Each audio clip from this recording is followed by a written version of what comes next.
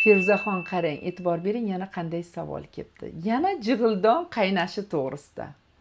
Juda ko'p bunga roliklar olganmiz, to'g'rimi?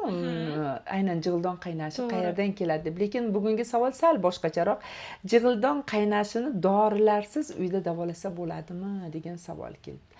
Uyda davolasangiz bo'ladi. Lekin bugun mutaxassis sifatida jig'ildon qaynashi qayerdan kelib chiqishini bilishingiz kerak. Bilasizmi? Jig'ildon qaynasi sizda oshqozon qo'pol bo'lsa ham privatniklari deyiladi.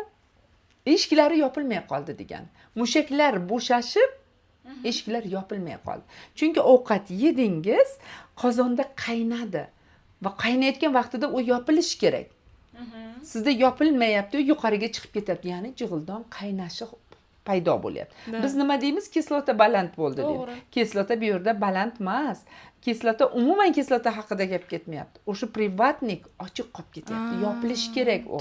Organizm o'zi juda ham zo'r bir, bilasizmi, mexanizm.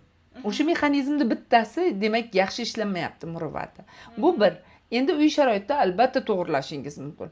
Oshqozon ichida kislotnisni to'g'irlaysiz, ovqat hazm qilish sistemasini to'g'irlaysiz, u o'z-o'zidan bartaraf bo'ladi. Buning uchun kasalxonalarga yotib olishingiz yoki qayergadir borib davolanishingiz shart emas.